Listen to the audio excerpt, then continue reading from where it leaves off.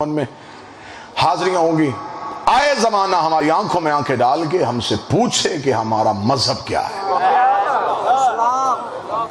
کیا چاہتے ہو تم ہم سے، کیا منوانا چاہتے ہو ہم سے۔ گھر میں بیٹھ کے شیعوں کو کافر کہنا بڑا آسان ہے، مسجد میں کنڈی لگا کے مائک پہ شیعوں کو گالی دینا آسان ہے۔ آؤ ہمارے سامنے آنکھوں میں آنکھیں ڈال، قرآن درمیان میں رکھ لیتے، نہ تیری کتاب نہ میری کتاب، قرآن درمیان میں رکھتے، جسے قرآن کافر کہے گا اسے ہم کافر کہیں گے۔ دیواروں پہ بند کافر لکھنے سے بندہ کافر نہیں ہوتا، جسے آیتیں کافر کہہ دیں وہ کافر ہوتا۔ آؤ ہم سے کیا منوانا چاہتے ہو، کیا چاہتے ہو کہ شیعہ کیا غلط کرتے ہیں، آؤ ہم نے وہ بات بتاؤ۔ سے بڑا الزام آ جا کے جاؤ کوئی ملتا، شیعہ صحابہ کی عزت نہیں کرتے۔ دو ویڈیو کیمرے لگے، میں کیمروں کی موجودگی میں کہہ رہا ہوں، اگر شیعہ صحابہ کی عزت نہیں کرتے پھر رکھ سر پہ قرآن، ایسے کر لیتے ہیں۔ صحابی کا نام تو بتا، کردار میں پڑھتا ہوں۔ دو ٹوک بعد 2 + 2 4 والا حساب کر لیتے، نام تو لیتا جا، کردار میں پڑھتا جا۔ اگر کردار عزت کے قابل ہوا ہم کریں گے، ہم کوئی پاگل ہیں؟ اگر ہم سلمان کی عزت کر سکتے ہیں، ہم بلال کی تعظیم کر سکتے ہیں، ہم ابو ذر کا احترام کر سکتے ہیں، ہم حذیفہ کو جھک سکتے ہیں، ہم ہمارے یاسر کا نام عزت سے لیتے ہیں، تو اس کا مطلب ہے کہ ہم گستاخ لوگ نہیں۔ اگر ہم صحابہ کی عزت نہ کرتے تو کسی بھی صحابی کی نہ کرتے۔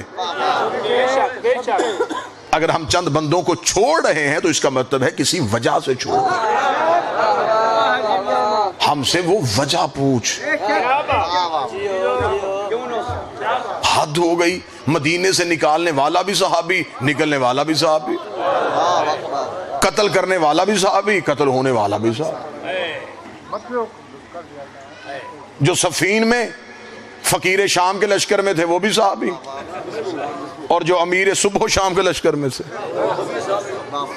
وہ بھی صحابی۔ شیعہ نبی کی بیویوں کا احترام نہیں کرتے، اچھی عورت فرعون کے گھر بھی ہو ہم اسے بھی مانتے۔ شرط اطاعت ہے، اطاعت میں ہو۔ اگر کوئی سنی میرا بھائی بیٹھا، نوح کی بیوی تھی، نبی کی بیوی ہو کے اس کا بیوی ہونا کو فائدہ دیا؟ اس کا مطلب بیوی تھی، اطاعت میں نہیں تھی۔ نام اس کا رابعہ تھا، نبی کشتی بناتا تھا، یہ باہر کھڑی ہو کے تالیاں بجا کے لوگوں کو اکٹھا کرتی تھی، اکٹھا کر کے کہتی تھی اس کا دماغ پھر گیا ہے، زمانے میں خشکی ہے اور یہ کشتی بنا رہا ہے۔ جو نبی کے گھر میں بیٹھ کے نبی کے دماغ پہ شک کرے وہ عزت کے قابل نہیں ہوتا۔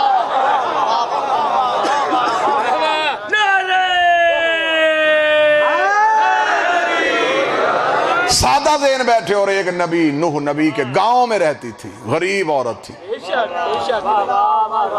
ایک بات ذہن میں رکھنا، میرا علاقہ، میرا دیس، میری دھرتی، غربت شرمندگی نہیں فخر ہے۔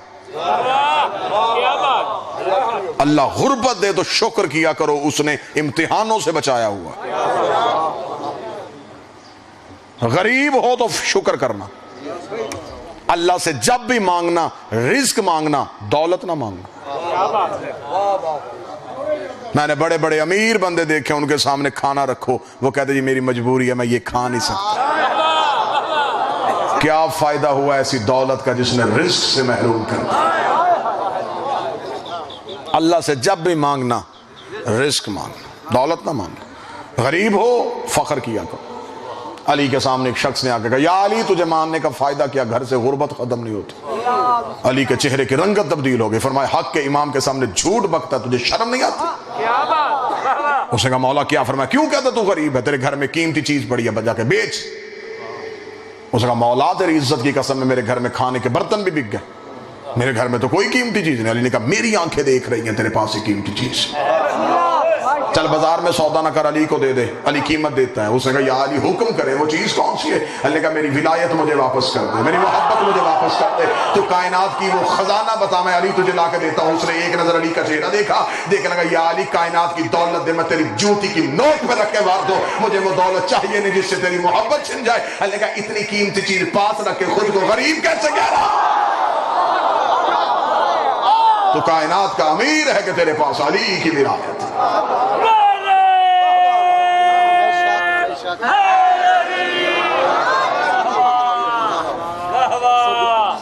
علی نے فرمایا دنیا کی دولت پانی ہے، اسے چلتا رہنے دو، اسے روکو گے تو جیسے پانی سے بدبو پیدا ہوتی۔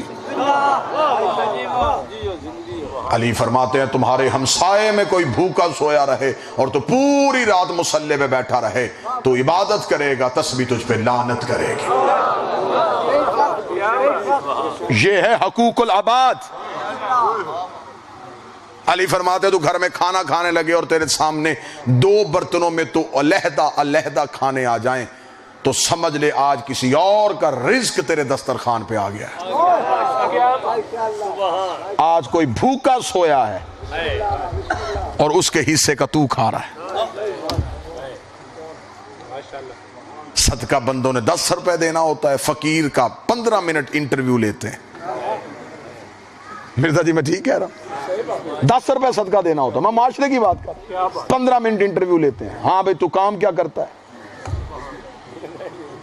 ویلا کیوں ہے، کوئی کام کار کیوں نہیں کرتا، نشئی تے نہیں، 10 روپے دا کے کر سے ہاتھ دھو گئی ہے، 10 روپے دینے ہیں، اس کے 70 عیب دیکھتے ہو، اگر اس میں ایک عیب نظر آ جائے تو ہاتھ پیچھے کر لیتے ہو، تیرے لاکھ چھپے ہیں وہ پھر بھی دے رہے ہیں۔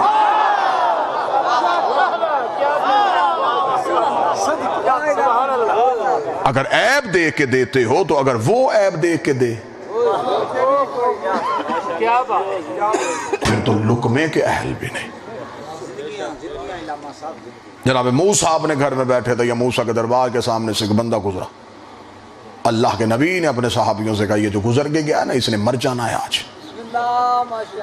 ان صحابیوں میں سے ایک صحابی بیٹھا تھا، اس بندے کے ساتھ بڑی بنتی تھی، وہ اٹھ کے سیدھا اس کے گھر چلا گیا، اس نے دستک دی، وہ بندہ باہر نکلا، اس نے کہا جب تو آج گزرا تھا نا موسیٰ نبی کے دربار کے سامنے سے تو موسیٰ نے تجھے دیکھ کے کہا تھا کہ تو آج رات مر جائے گا، تیرے میرے تعلقات بڑے اچھے، میں تجھے بتانے یہ آیا ہوں کہ وہ جو کہتا ہے نا وہ ہو جاتا ہے،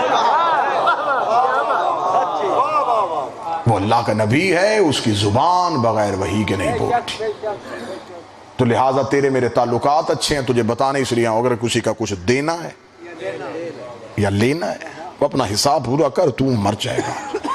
بندہ بڑا مطمئن ہوا، اس نے دروازہ بند کر کے اس نے کہا تیرا شکریہ، تو نے مجھے پیغام دے دیا، وقت ضائع نہ کر، مجھے جلدی جلدی کو بندوبست کرنے دے۔ دروازے سے نکل کے اس نے نوکروں کو بلا کے کہا میرے سٹور کی صورتحال کیا ہے، اناج مجھے اس دور میں جو گندم جو بھی چلتا تھا، انہوں نے کہا جی بھرے ہوئے ہیں، اس نے کہا جلدی نکالو، پکاؤ مخلوق کو کھلاؤ، رات ڈوبنے سے پہلے پہلے میرے گھر میں دانہ ایک نہیں ہونا چاہیے، سارا غریبوں کو بانٹ دو۔ انہوں نے کہا جناب آپ کی اولاد بہت زیادہ ہے پیچھے، اس نے کہا جس نے مجھے دیا ہے وہ انہیں بھی دے دے گا، محنت سے کمائی ہوئی ان کے لیے چھوڑ دوں، یہ بعد میں عیاشی میں صرف کر دیں، قبر میں حساب میں دیتا رہوں، میرا دماغ خراب ہے، یہ اپنی محنت سے کمائیں گے خود کھائیں گے، جلدی کر، تقسیم کرنا شروع کر، لنگر پکنے شروع ہو گئے، لوگ آنے شروع ہو گئے، پتہ چل گیا کہ بھائی کوئی سخی ہے، اس نے اعلان کر دیا کھاؤ بھی لے کے بھی جاؤ، جتنا جو لے کے جا سکتا ہے لے جاؤ۔ بندے اونٹ لے کے آ گئے، سامان لدنا شروع ہو گیا، وہ بیٹھا دیکھ رہا ہے، ہاتھ کی کمائی ہوئی آنکھوں کے سامنے لوگ لے کے جا رہے تھے اور وہ مسکرا رہا تھا، خوش ہو رہا تھا، بار بار یوں چاند کو دیکھ رہا تھا، غروب ہوا کہ نہیں، رات نہیں تھمنی اور میری سانس رک جانی، صبح کا سورج اس کی زندگی کا پیغام لے کے طلوع ہو گیا۔ وہی موسیٰ کا صحابی آیا کہ اب میں جاؤں اس کے گھر میں اس کا جنازہ پڑا ہوگا، لوگ بیٹھے رو رہے ہوں گے، میں جاؤں، میں نے اطلاع دی تھی، جب گیا لنگر پک رہے ہیں، لوگ کھا رہے ہیں، لے کے جا رہے ہیں، رش لگا ہوا ہے اس کے ڈیرے پہ، اور وہ مطمئن بیٹھے ہیں، وہ آیا اس کے پاس، انہیں آ کے ہلایا، اس نے کہا الحمدللہ بالکل ٹھیک، اس نے کہا تم مرا نہیں، اس نے کہا تیرے سامنے بیٹھا ہوں، پریشان ہو گیا، اٹھا وہاں سے سیدھا موسیٰ کے پاس گیا، اس نے کہا تو سچا نبی ہے اللہ کا، تو نے آج تک جو کہا وہ ہوا ہے، تو نے رات وہ بندے کا کہا تھا کہ وہ مر جائے گا، وہ بندہ مرا نہیں، اپنے گھر بیٹھا ہے، انہوں نے اس کا ہاتھ پکڑا، انہوں نے کہا چل آج اس سے میں پوچھ کے بتاتا ہوں، اس سے پوچھ لیتا ہوں۔ انہوں نے جوتا نہیں پہنا، انہوں نے ننگے پاؤں بھاگا ہوا طور پہ گیا، جا کے کہا میرے اللہ تیرے دیے ہوئے علم کے ساتھ میں لوگوں کو بتاتا ہوں، مجھے جھوٹا بڑھوا دیا۔ تو نے کہا تھا وہ بندہ مر جائے گا، وہ بندہ مرا کیوں نہیں؟ اب آدھے دھیمے لہجے میں بات کر، مجھے اس کا کاروبار بڑا پسند آ گیا۔ ہائے ہائے، اللہ کا پروگرام بدل گیا۔ اب اللہ چاہتا ہے میں اسے دیتا رہوں، وہ میری مخلوق کو کھلاتا ہے۔ اب نہیں میں نے اس کا رزق بند ہونے دینا، اس نے میری مخلوق کا خیال کر لیا۔ یہ مجلس حسین میں جو حسین کا لنگر بانٹا جاتا ہے، یہ اسی لیے حسین نے درس دیا۔